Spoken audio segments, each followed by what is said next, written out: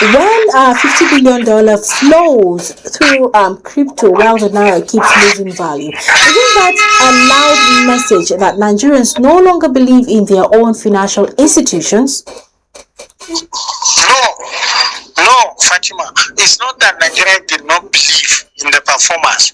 The stock and exchange has to sensitize Nigerians at different fora. Remember, anything that has to do with investment, it has to do with savings, and people cannot access information more quickly, more rapidly than expected. So obviously, Nigerians are participating in banking system. Nigerians are participating in capital, but the only thing is that the digital influence has overtaken the realities on ground. That is just what is showing. So if for instance you take a quick money syndrome that is applied to different schemes, including Bet Niger, which summarize the entire gambling industry, the Lottery Society is supposed to come up.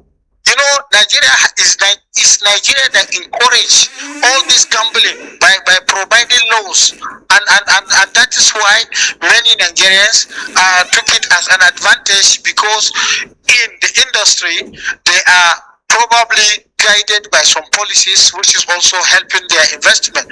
Imagine a situation where $5 million is invested annually in gambling, and then not the same value is invested in the capital market. So there is need to be done, because the industry, the security of the environment, the ease of doing business, all this has to bring to the notice of a potential investor. So, from your own point of view, is cryptocurrencies, dealing with cryptocurrency, a form of gambling? It's not gambling, because in cryptocurrency you are dealing with coins and you are converting. But in the case of gambling, it is clearly specified you are doing gambling. These are token transactions with the wallet, and also not token transaction with wallet. They are identified by economists, just the way gambling was identified. Remember some schemes, Ponzi schemes that existed and took away people's resources and took away people's savings, were guided by law. But unfortunately, because the operators are not clearly sanitized, then malpractices took over the transaction. So I think we have to differentiate between gambling and cryptonism, because the two are not the same, even if they are related to a certain extent, but they are related in dubious practices which happens in the banking sector, which happen in manufacturing, which happen also at any point of transaction around the globe.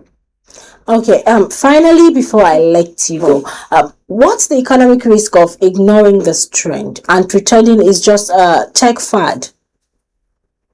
The greatest risk that is involved is that the resources ought to have been invested in the economy will be moving out of the economy, and it is a design by a cartel to take away resources of different economics for their own use. Remember, if we allow it without checks and balances, then definitely the income that the economy is supposed to be generating by the number of manpower, by the number of transactions, we are wasting it, and wasting it is a great loss to the economy, and it's not going to be good for an expanding economy or for an emerging economy like Nigerian economy.